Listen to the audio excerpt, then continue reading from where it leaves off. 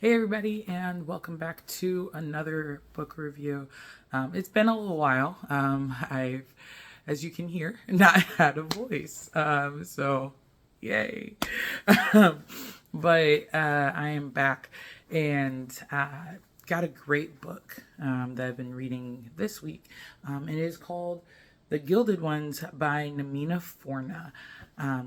This book, I saw it last year. It popped up on the socials. You know how like they just send you like random ads for like random books and you have no idea if they're actually good or anything.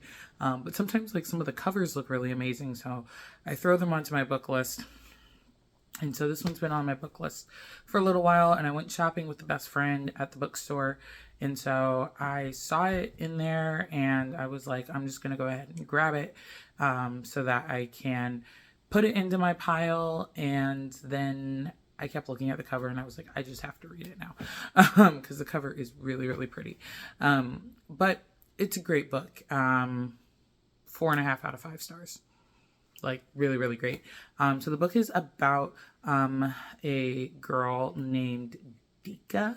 I hope I'm saying the names right. Dika or Daka. But I think it's Dika.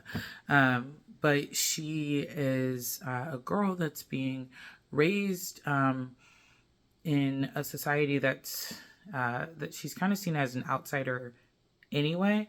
And then she discovers that she truly is an outsider, but she doesn't fully know why, and she has these powers. And she goes on this then adventure of self-discovery about who she is. What I really like about this book is that it highlights a lot with colorism, racism, sexism. It's just like pow, pow, pow, pow, pow. It's all so very modern, and I really appreciated the way that it was put into this kind of fantasy world. So like, you know, you almost don't even think about the fact that you're reading about things that we deal with on a daily basis. It was just really, really good.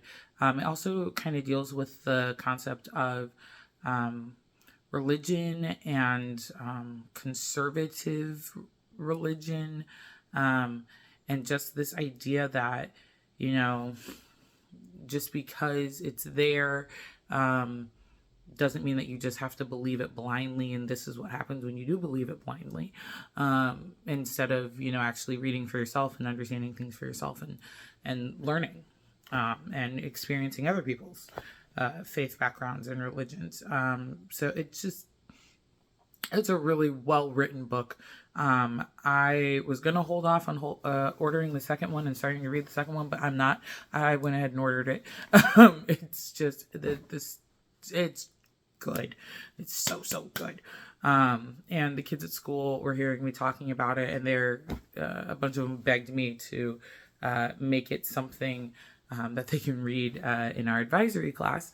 And so I'm gonna see if we can't get that happening, because it's good, and I think my girls will really enjoy it. But yeah, it's just so good. I will say though, because it is, I think it's like listed as a young adult novel, so like older teen kind of thing. And it makes sense because the character is like 16 or 17 when most things are happening. And so within that vein, though, as I'm reading it, I could picture it being a TV show or a movie series. Probably a trilogy. I know there's only 2 books out, but there was a lot in this first book that you could get a trilogy out of, you know, that. But I will say, if it ever became a movie or a TV show, I could probably not watch it. It sounds so bad, but we all know that I'm not a huge fan of the blood, guts, and gore, and this book was real heavy on the blood, guts, and gore, even though it was very like generalized descriptions, you know, just like talking about the blood of battle and the fact that battle is bloody, you know. And it was pretty kind of general, but there were a couple times where I was just like, like the main character part of her powers is that she doesn't die. She consistently can re-heal and regenerate and everything. And so they dismember her several times.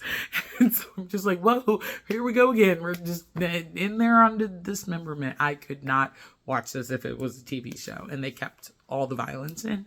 And as we know, TV shows have an endless supply of movies. Hollywood has an endless supply of abilities to do that. I just would not be the one watching it as much as I want to. I was doing some loose kind of research on the author, and I found some fan pages where they were kind of doing like fan casting if they were ever to cast this movie. There are some great fan casts out there, really, really amazing options that I could totally see being a thing. But yeah, it'd be bloody. It'd be very violent.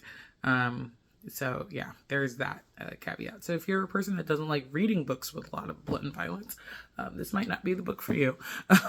But it was so good. It was just so good. So I really appreciate it. So again, the Gilded ones, Namina, Forna. I've ordered the second book. I'm gonna it's supposed to come in this week, so I'm gonna probably jump in to read something else in between while I'm waiting. But yeah, it's so good. Glad it stumbled into my list.